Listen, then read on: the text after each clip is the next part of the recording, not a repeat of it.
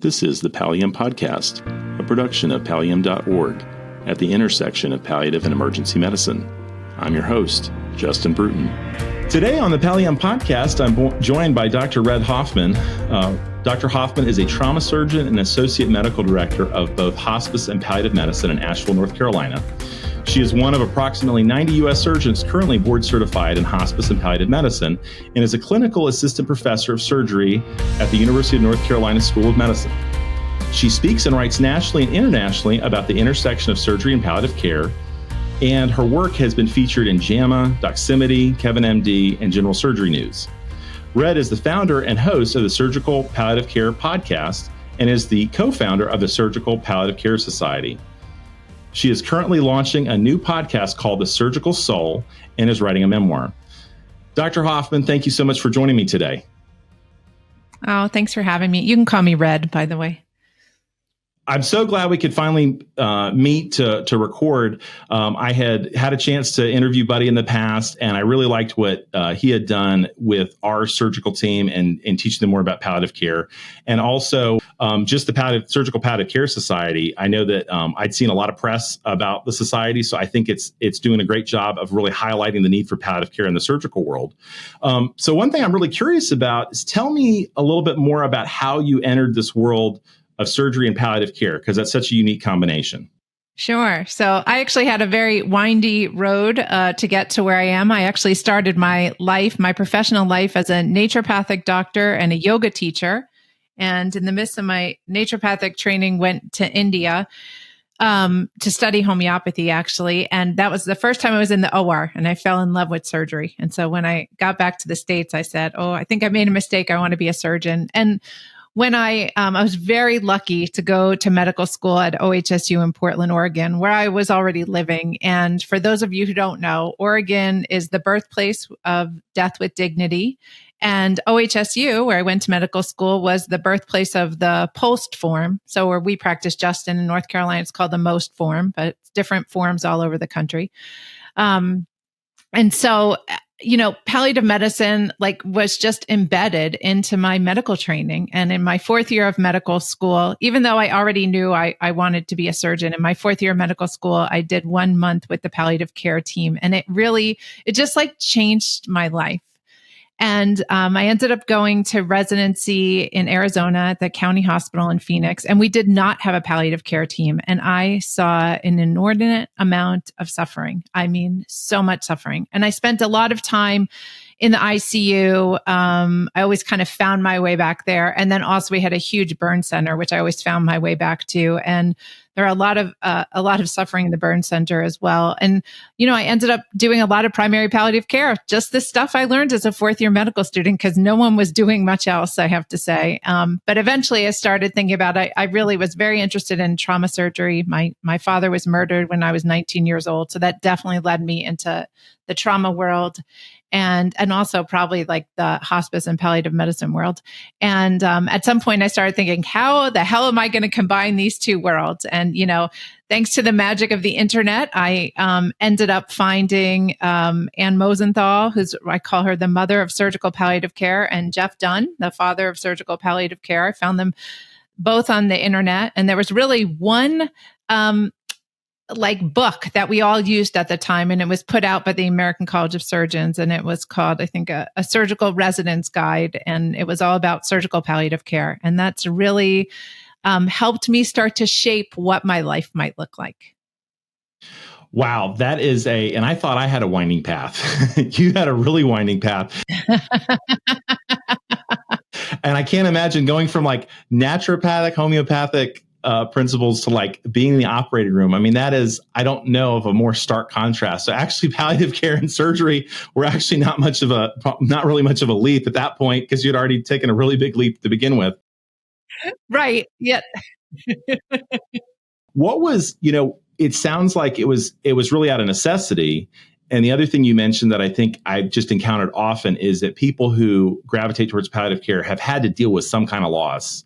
And they've had to deal with something really profoundly impacting them. And I think that that's almost, it's almost necessary in a way to be able to emphasize with kind of the pain that some of our patients and their families go through. And I think it's just a unique trial by fire that I feel like many of us have had in a different way that prepares us for that.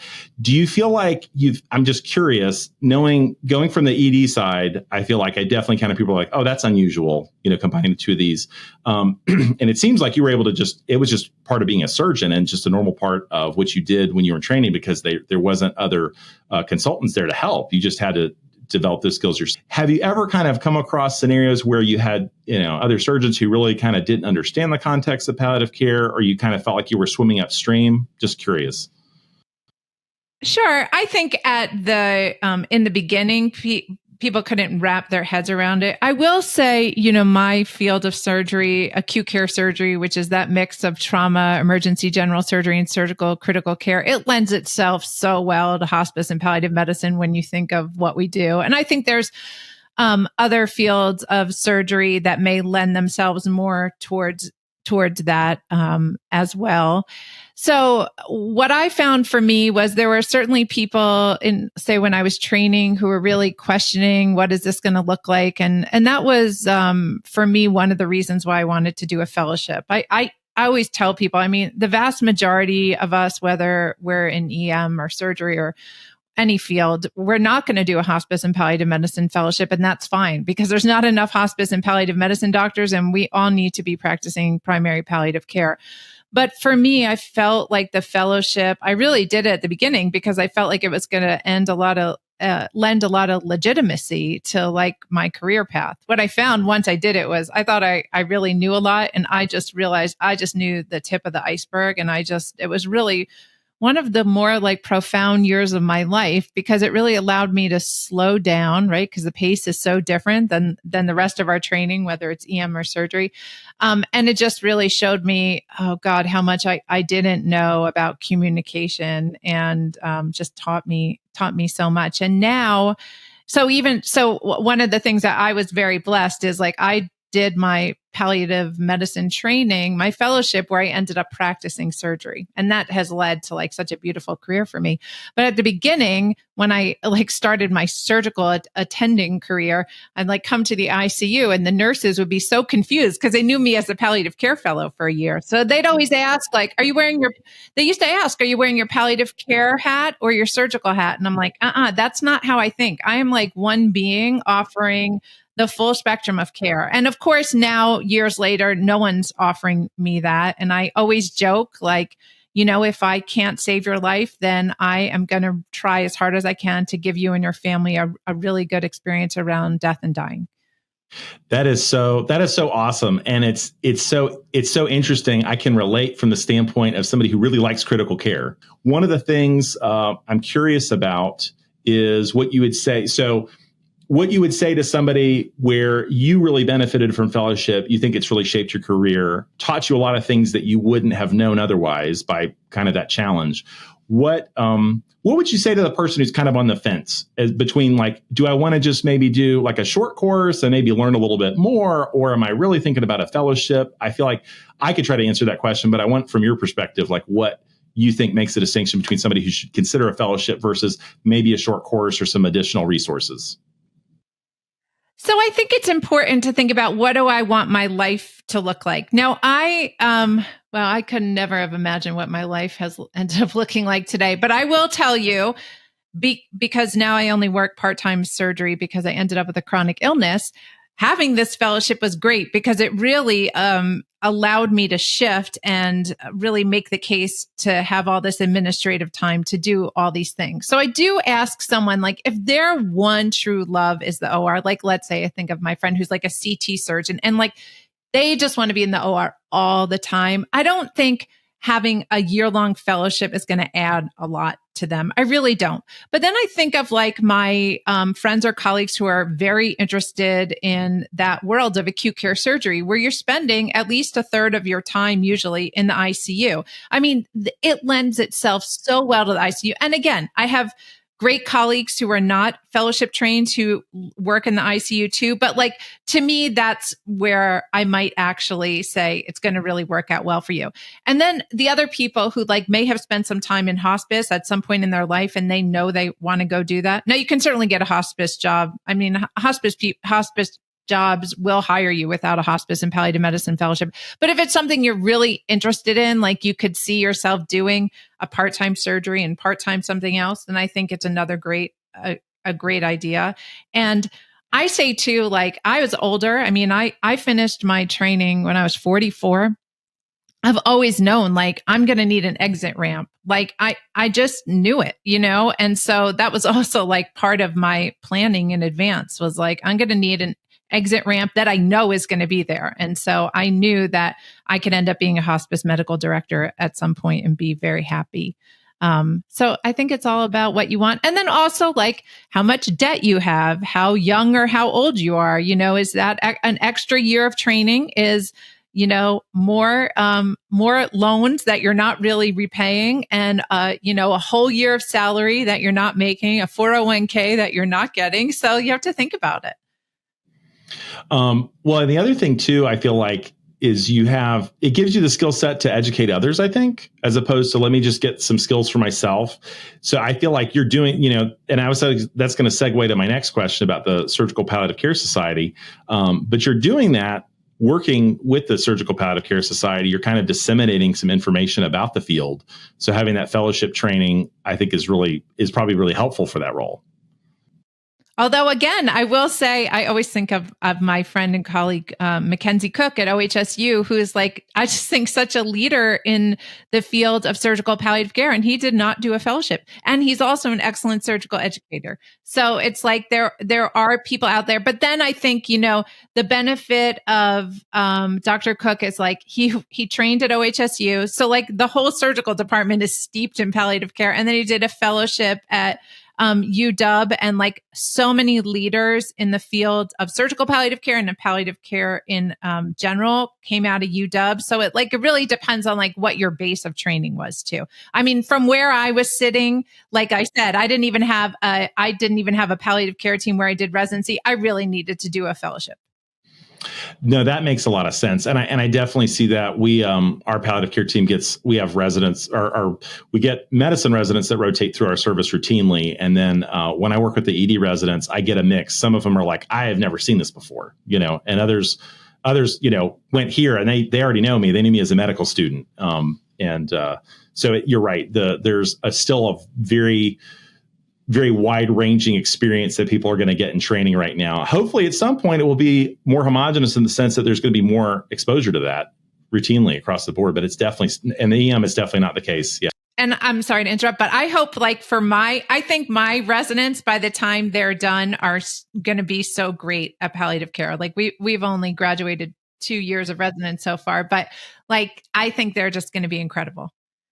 I'm curious to hear a little bit more about the development of this Surgical Palliative Care Society, kind of your role with that right now, and what you're accomplishing through that organization. Sure. So the idea for that was born in October of 2019. Myself and my two co-founders, Dr. Buddy Martier and Dr. Pringle Miller, were at a very small dinner on the last night of the annual clinical congress from the American College of Surgeons, and just started talking with a group of people, and it was actually born through that. And it took about 2 years it was a very long gestation period and a lot of learning. I mean, we started this whole organization by herself with no help, and Pringle had actually started another organization, so she had a little background, but it was such an experience to hire a management company and get a 501(c)(3) and learn how to fundraise and build a website and then be born. And we did have a lot of support at the beginning from General Surgery News and from the American College of Surgeons. And I had a podcast at the time, so we just got a lot of a great press. So we had our first conference last year and our second conference coming up this year.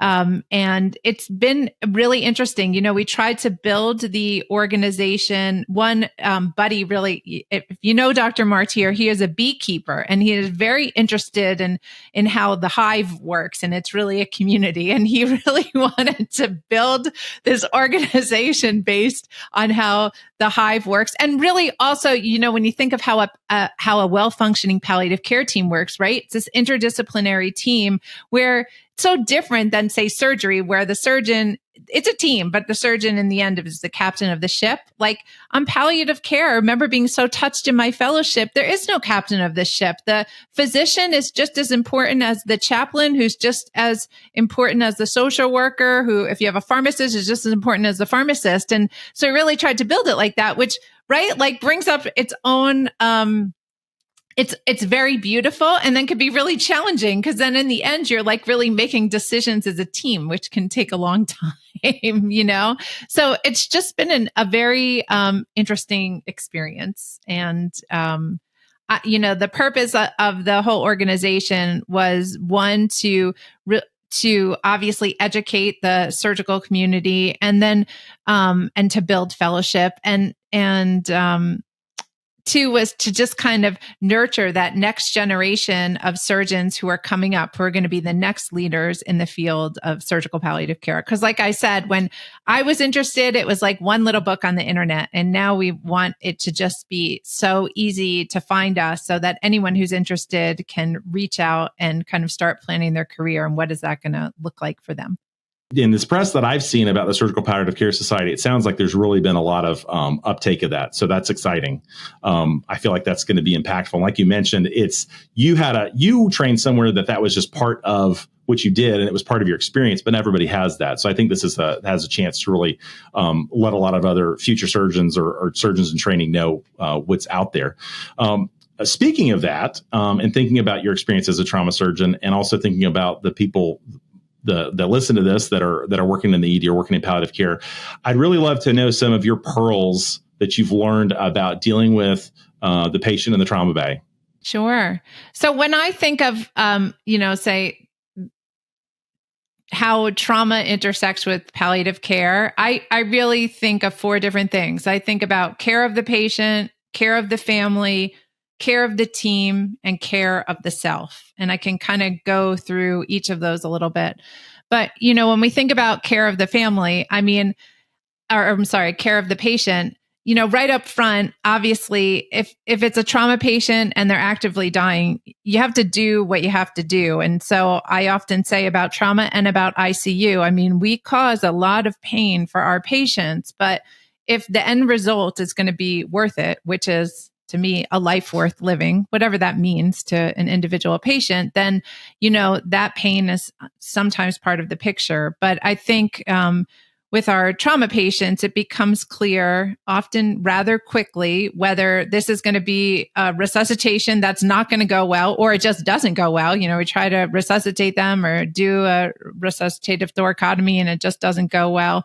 Or say in the case of a head injury, we get the patient to the CT scanner, they come back and it's just what would be considered a devastating brain injury with like impending herniation. Then I think that that switch starts to flip for me a little bit. And then I'm like, okay, it can move more into this approach, maybe based on comfort and totally on symptom management. And so I do a couple things there because one, even some of our trauma nurses are not always comfortable with the amount and the different medications that it takes to really comfort someone in their dying process. So I do a lot of education with them. I think it's really important if you're writing orders, everyone has like their order sets that we have this palliative care order set for the imminently dying that we use. I think it's really important to talk to the nurses since they're the ones administering the meds to make sure that they're comfortable giving an opioid, a benzo, and sometimes an antipsychotic all at the same time at the doses that I'm asking them to give.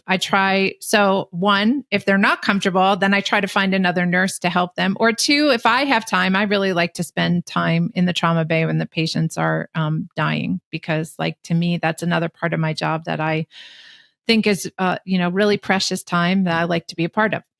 And then two, I'm a real big fan, and I'm actually just rewriting the order sets right now, especially for our new nurses. We have so many new grads who are just shoved into these really intense positions, to give them really objective data to use. So I'm like, all right, I just tell them, listen, if the heart rate's greater than 100, knowing full well that some of that might be due to hemorrhagic shock, but I just use that heart rate greater than 100, or respirations greater than 16, or any verbal indications of pain, whether they're grimacing or grunting or just kind of reaching out and being really agitated, this is when we're going to treat. So I try to kind of help guide them, because it's hard. They're used to using these pain scales that are 1 to 10, and you can't always ask someone that. So those are kind of the things that I try to do to help take care of the patients.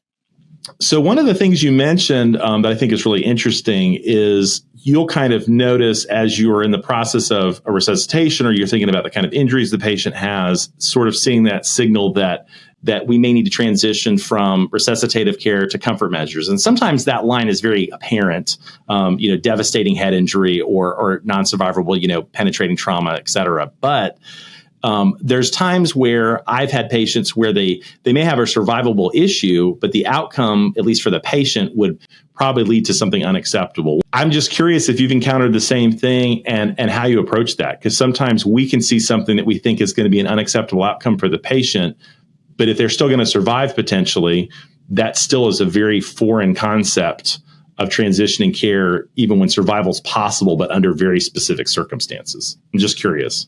My personal care of patients in the actual trauma bay, downstairs in the ED, I think if I see someone who I know is going to have, say, that devastating head injury, that's a bit of an easier call. I think what I found with situations like that is, one, loading the boat, bringing the neurosurgeon with me so they can hear from two specialists that this is likely going to be an awful, awful outcome. I talk a lot about this idea of decisional burden and my desire to relieve families of decisional burden. That's about care of the family. You have to remember, as I'm a survivor of 2 different violent losses, and I know how the way those losses kind of play out can affect someone the rest of their lives. And so I never, I'm not offering any further resuscitation in a lot of these. I don't ask, do you want? I'm I just want to be clear. If their heart stops in this situation, I'm just going to allow a natural death. And I think it's important to say that. Maybe 50 years ago it wasn't, but now everyone watches TV and is on the internet all the time. So you want people to know, I was thoughtful about this, but this is not an option. It's going to be futile, basically. So I think those situations are kind of actually almost a little more straightforward. Those cases that you're talking about where the likelihood of life is not going to be great. I mean, I've actually learned over time, I'll say during my hospice and palliative medicine fellowship and probably in my first 2 years of practice, I kind of leaned a little more towards death and dying. And over time, I've kind of come back to the middle, and I've learned that, sometimes we just need to wait 72 hours to sort some shit out, to be honest with you, and kind of let everyone catch their breath. If there's a big procedure plan during that time, we might want to talk about things, but especially in these head injuries, sometimes you just don't know how it's going to land, or even in our multi-system trauma patients, you just don't know. And so I've actually learned to kind of sit on my hands a little bit. I think because I want to be able to trust myself that my palliative care training hasn't led me to only think about death and dying, because I also want to think about life and living and what that means, And so I also think if a decision doesn't need to be made right at that moment, that why push someone? Because again, the family's just trying to catch up with everything. So yeah, I've become a little more I think I've just like try to walk down the middle of the road a little more right now, rather than like pushing for a decision right away. One of the things you just mentioned that I wanted to touch on, because you talked about kind of the four big prongs of the way you look at caring for these difficult situations, was care of the family. So you talked some about the transition of the family. So tell me more about kind of the things you do to take care of the families in these situations. Yeah. So I have to say, probably the reason that I got very interested in hospice and palliative medicine was because of my grief experience after my dad was killed. And I just thought it was such a profound, lonely time where I didn't really have the language to talk about how I was feeling. And also when I found the language and I would tell the story, my dad was killed by a terrorist in Cairo, Egypt 30 years ago. And it's a crazy story, and crazier because of all the things that happened after it. And when I would tell people this story, like they didn't know what to say. And I didn't find a lot of people who were able to hold space for my grief. And so I really got interested in this medicine. Of course, I want to help patients, but I'm really interested in how the families are dealing with what are sometimes like these insane stories. And so I spend a lot of time with the family, like just holding space. Like I will just say out loud, like, I just want you to know whatever you say is not too much for me. Whatever reaction you have is not too much for me. I'm just here to be with you, and you can say whatever you want. So that's one thing. It's just that idea of holding space. And sometimes that's a lot of silence, right? It's one thing we learn in fellowship is to be silent. And because in that silence is where all the emotions start to bubble up that people usually push down or avoid. If you're quiet long enough, it's amazing. People really do start talking and sharing.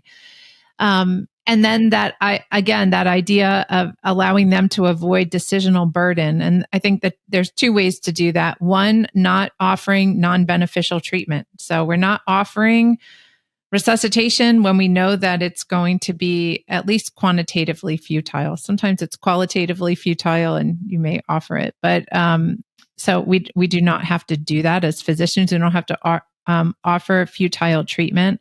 So that's one way. And two, instead of asking the families like, well, what do you want?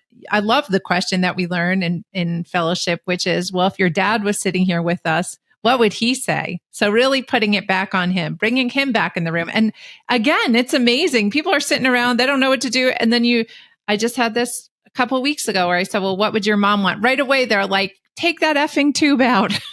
That's what she would have said. And so I'm like, well, there's our answer. You know what I mean? And so I said, that was literally from the horse's mouth, And so I love that idea of just really trying to make it as easy for them as possible. And then, I think we just mentioned like this idea of kind of taking that middle path. Well, that middle path, I think is sometimes great for patients and families, but it can be really distressing for the team members. I think sometimes the nurses are like, they just can't wrap their minds around it. And sometimes I will take the time to talk to the nurses who I know are having their own distress and just reminding them, this is not about you.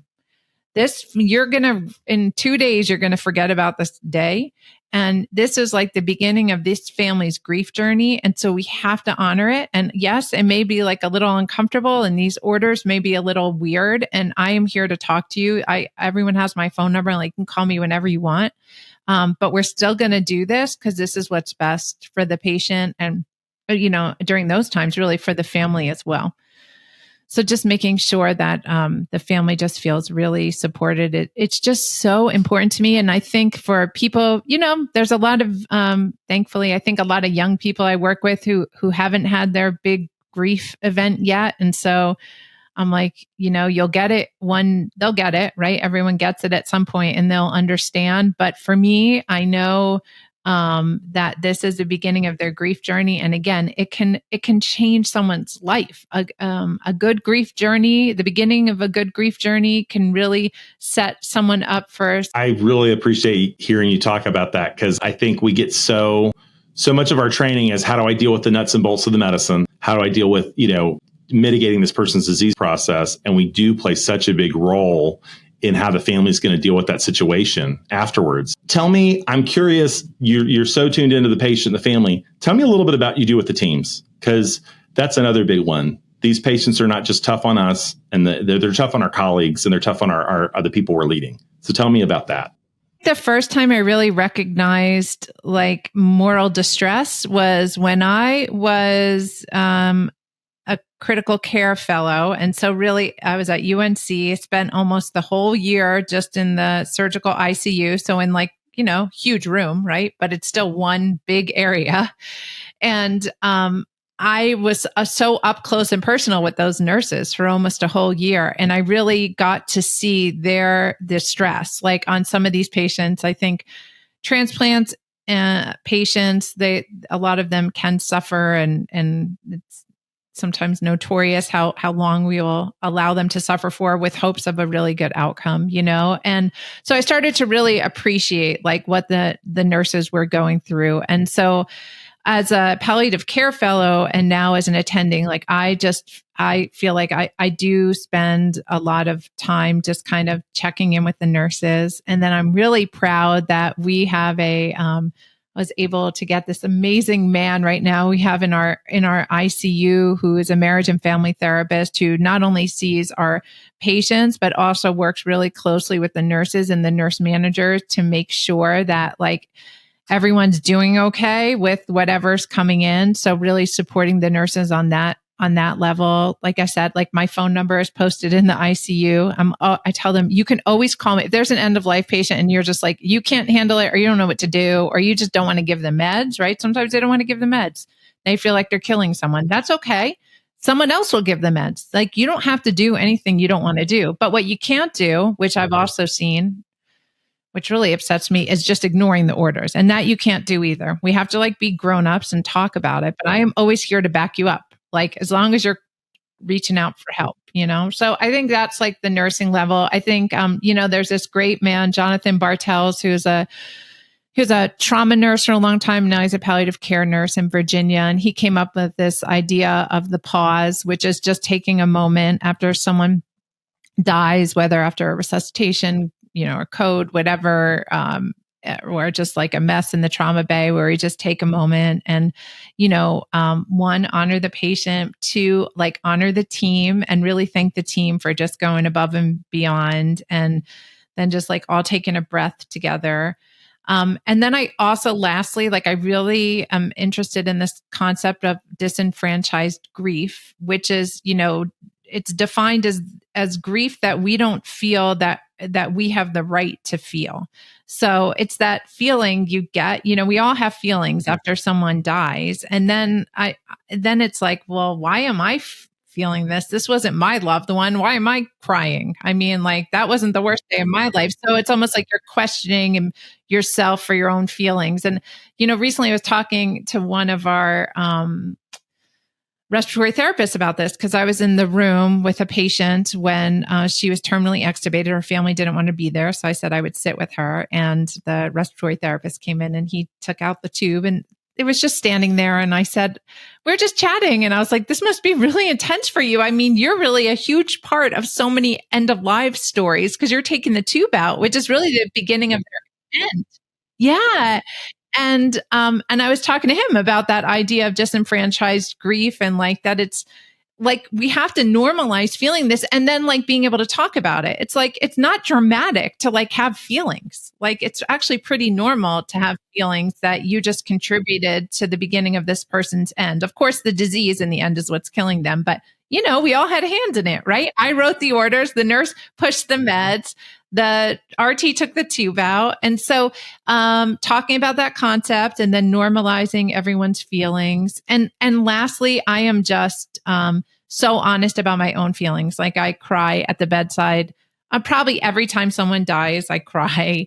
And I think that just, I hope, sets the stage. If other people feel the need to cry, that they can cry too. It shouldn't get in the way of our work. I learned in fellowship, you shouldn't be crying the loudest in the room, but which I love, but just like I hope that they see if the surgeon's crying, that, it is okay to have your feelings. We have our feelings, and then we go on to the next patient. And then I talk a lot about being in therapy because, like, for multiple reasons. But I mean, I think everyone who does either of our jobs, right, could probably stand some therapy at some point in their lives, because we are all carrying this with us. There's no doubt that this sits on your soul. I mean, how could it not?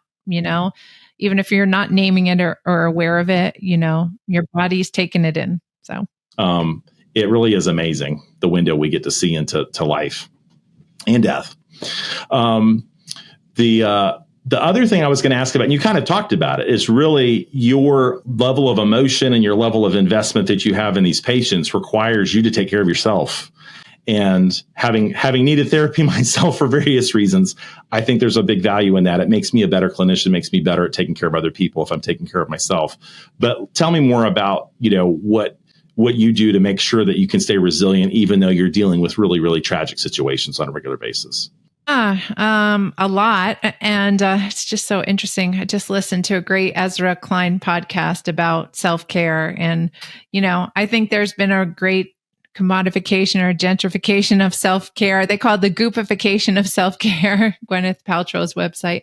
And, when I think of, I think on this podcast, they were talking about, those things are fine too, whatever you do, light a candle, do yoga. I mean, I've done all those, journal, I've done all those things. But I mean, when I think of self-care, I think of like that really deeper work of self-care that I've been invited to or forced to do the last couple years. And to me, that's therapy. Have been very blessed to do some amazing work with internal family systems, and then with EMDR, which is such trauma-informed therapy. And then I'm a huge fan of ketamine-assisted therapy. Is just like a whole nother level of going through those layers.